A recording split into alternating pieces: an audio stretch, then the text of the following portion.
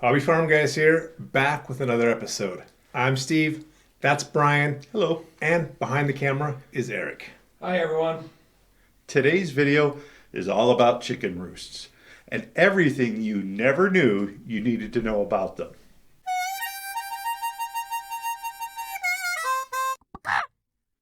So I've shared this story before, but my most devastating predator losses happened about 3 years ago when a family of 4 raccoons figured out how to scale an 8-foot sheer wall, squeeze through a 3.5-inch gap, cross a 20-foot open span by clinging to the bottom of chicken wire, and then drop into my chicken run.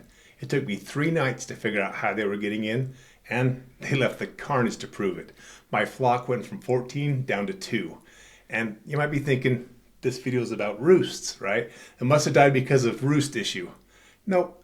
The reason why I share this terrible story is 1, to plug our video on protecting your chickens, which we've linked in the description, and 2, because when I went out and got a dozen replacements, they did something that I had never seen in all my years of chicken keeping.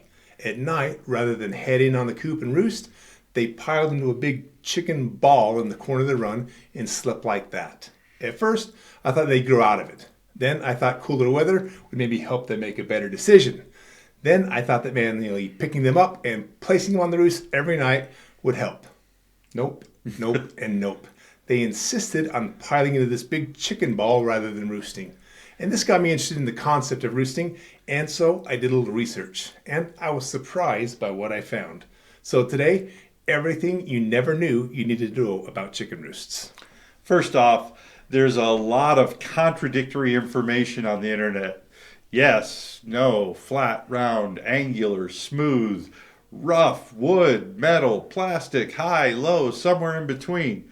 And we'll sift through all of it and give you the facts. While the internet has been a fantastic tool in allowing access to so much information, it comes with a downside as well. Sometimes that information is wrong, and it gets copied and disseminated over and over again. Just because something is mentioned a lot doesn't mean it's necessarily true. So today we're sharing information not gleaned by what's popular and repeated across chicken blogs, but information from a series of scientific studies conducted on roosting.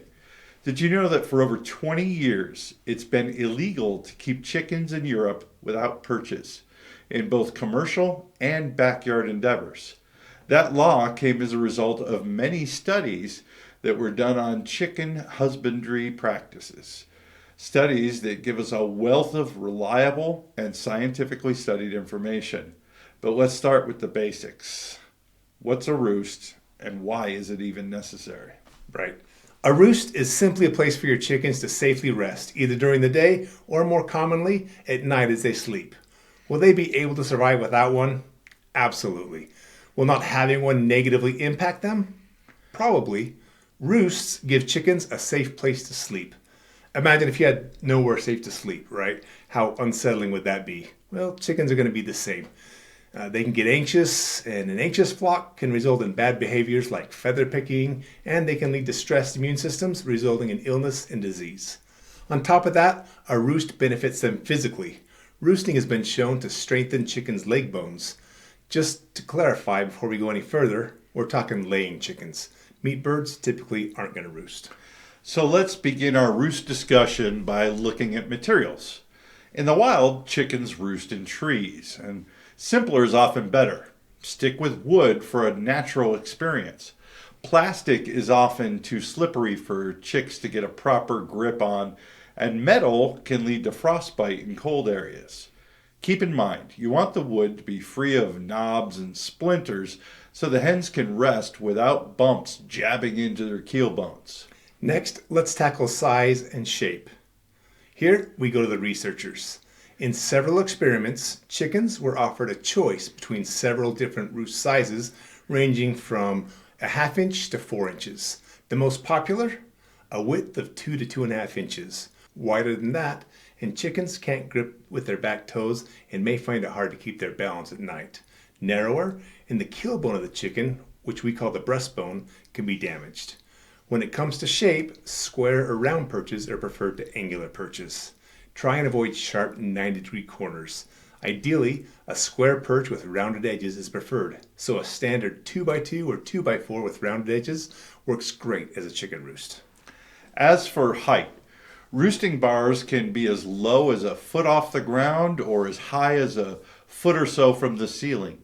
Generally, you're going to find chickens prefer to roost higher up, further from the predators, and you're going to note that birds highest in the pecking order are going to get the highest perches. So you want to create a ladder or some way to allow them easy access up and down from the perch. Jumping more than 2 feet can lead to some injuries. Also, if you build a ladder, make sure you stagger those perches so that the birds above don't end up pooping on the birds beneath them. Yep. A chicken needs about 8 inches of space on the bar, so a 4-foot roost bar can hold about 6 chickens. In the winter, they tend to snuggle up a little bit closer to conserve heat, but in the heat of the summer, they often enjoy a little room to be able to spread out. Studies show a 2 to 2.5 inch wooden board with rounded edges placed higher up with easy access and at least 8 inches of space per bird is ideal chicken roost material. Will they roost on a 4-inch board? You bet. Will they roost on a metal pipe? Yes. The key is to provide them with somewhere to roost, but now you know what chickens prefer based on the studies that we reviewed. Yeah. So, do you have another tip on chicken roosts? If so, share it in the comments below and we'll all get smarter. Don't forget to hype the video and give it a like if it was useful. And we appreciate those who subscribe to the channel and support our efforts. It's easy, it's free, so thank you for joining us today. And until next time, happy hobby farming.